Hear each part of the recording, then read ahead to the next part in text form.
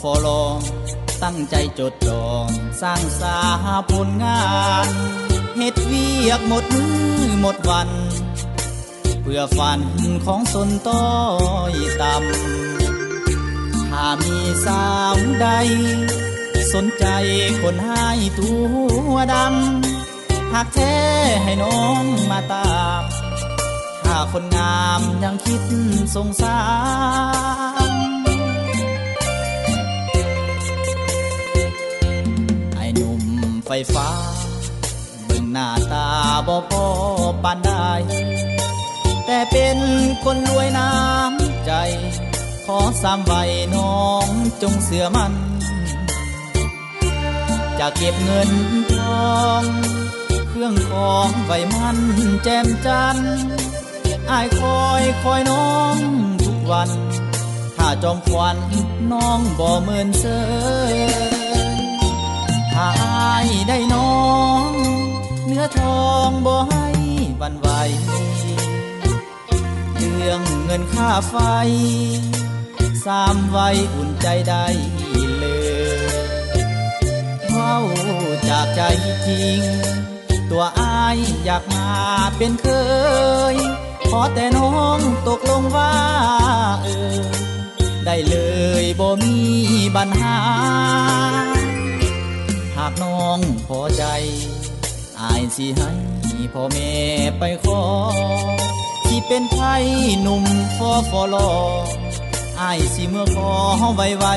บ่ซาขอแต่ให้น้องนั้นให้คำมั่น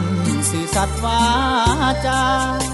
อ้ายคอยแท้เด้อน้องลาบ่กายเดือนหน้าอ้ายสิมาขอ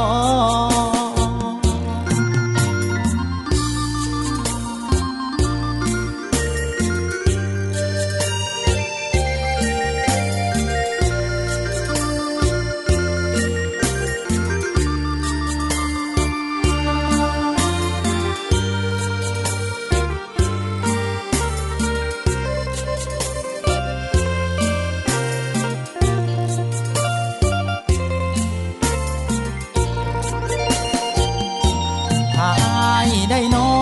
งเนื้อทองบ่ให้หวั่นไหวเรื่องเงินค่าไฟสามไว้อุ่นใจได้เลยเว้าจากใจจริงตัวอ้ายอยากมาเป็นเคยขอแต่น้องตกลงว่าได้เลยบ่มีปัญหาหากน้องพอใจอ้ายสิให้พ่อแม่ไปขอที่เป็นไผหนุ่มฟอลออ้ายสิเมื่อขอไว้บ่ซาขอแต่ให้น้องนั้นให้คำมั่น